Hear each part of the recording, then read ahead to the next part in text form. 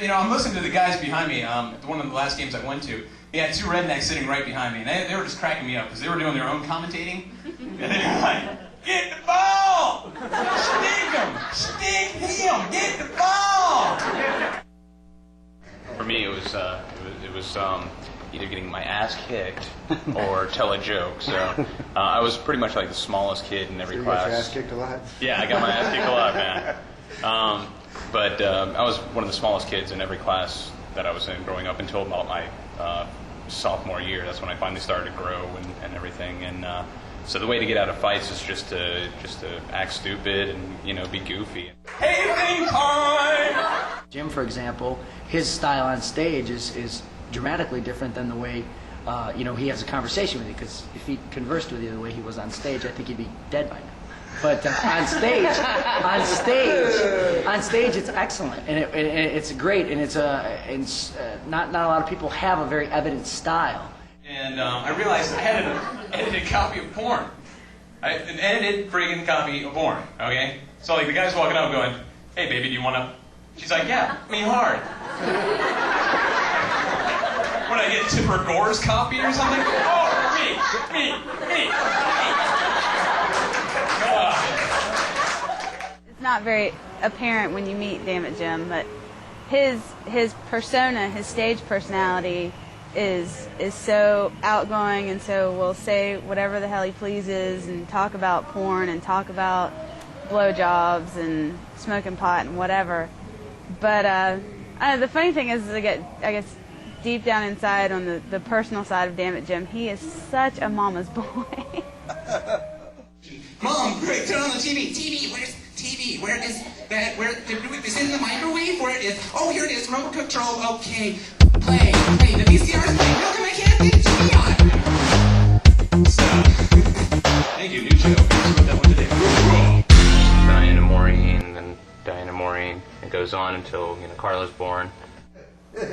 Just, let's be real here. Okay. So at a very young age, I made sure that we were all lucky enough to have our own rooms, and I had a huge Zeppelin poster in there, and I was always playing my rock and roll music and different kinds of music, and poor Maureen was in there listening to Barry. But anyway, I made sure I got my brother to come in my room quite a bit and hang out in there so that he could listen to different types of music and stuff that was a little edgier and harder.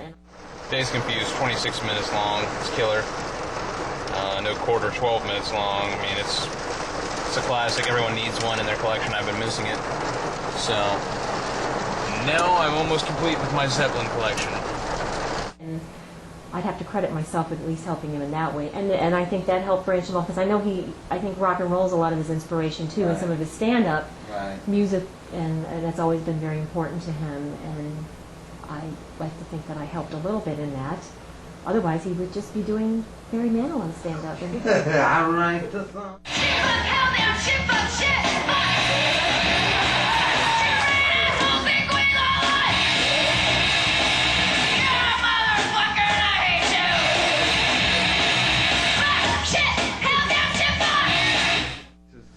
Picture. Yeah, I have to keep the Jesus picture up on the wall. Okay. So those are just two rules of the house. It's my roommate's house, so I follow the rules. If it was my place, it would be completely different, but it's not. So when he was not even 3, he was probably 2, 2.5. He started doing impersonations of objects, like the tea kettle. That was the one thing that stood out. He used to do a sound of a tea kettle.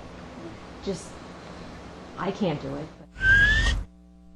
Today, paid gig. Talked to Gary about doing this show, and hopefully a lot of my friends are going to be coming out. I invited a lot of people because I wanted to prove to Gary that I can bring a pretty solid crowd, so that way he'll ask me to come back more and more, so that I'll get paid more and more and get more exposure. So, Dammit Jim. Yeah. He's new, Right. but he's got some good things in his advantages that he has a lot of friends, so he's always able to bring an audience. Yeah. So he's got a lot of friends who can bring him, who can bring in. So he's very good. So he's good that way. If you're serious about this, you bring no one up here. Anyone, I tell them, anyone can make their friends laugh. Right. if you're serious about comedy, you make someone that you never even met before, you make them laugh. I don't, bringing 20 of your friends up here and telling jokes that they've heard before, and they're laughing because they know you and they like you and they see you on stage, that doesn't impress me one bit. I'm not going to turn them down. They're customers for the club. Right. However, I tell them, I'd rather not you bring friends up here. Anyone can make their friends laugh in that type of atmosphere. The hard part is making people you do not know laugh, strangers. How much are they paying you? It's all on how many people show up. Yeah, so that's why I invited as many friends as I did, because I'm like, I need money.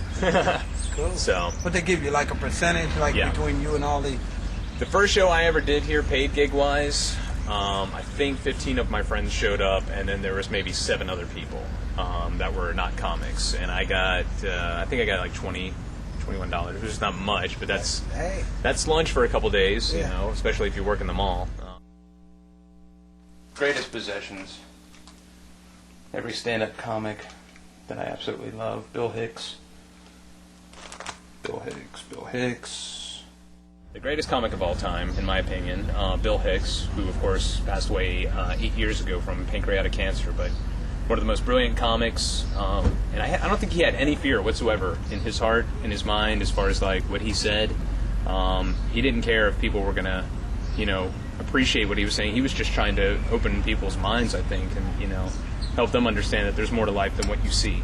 As a comedian, I would love the opportunity to open your mind to think about something in a different light. So we don't always look at this as this and this is this. You can take one thing and go, okay, well, why don't you look at it from this point of view? And if I could do that with at least one audience member a night, then I would feel great. So for the love of God, this is the one message I would like to get across to everyone tonight. Die. No, please turn your cell phones off and your turn signals on when you're changing lanes, because I don't want to have to kill anyone. And that's the serious part of the show. That's how I would like to end tonight's performance. Turn signal on, always. Panther was the black character of Thundercats. And every black character in every cartoon in the 80s always had like the shittiest jobs. They were either cook or a mechanic.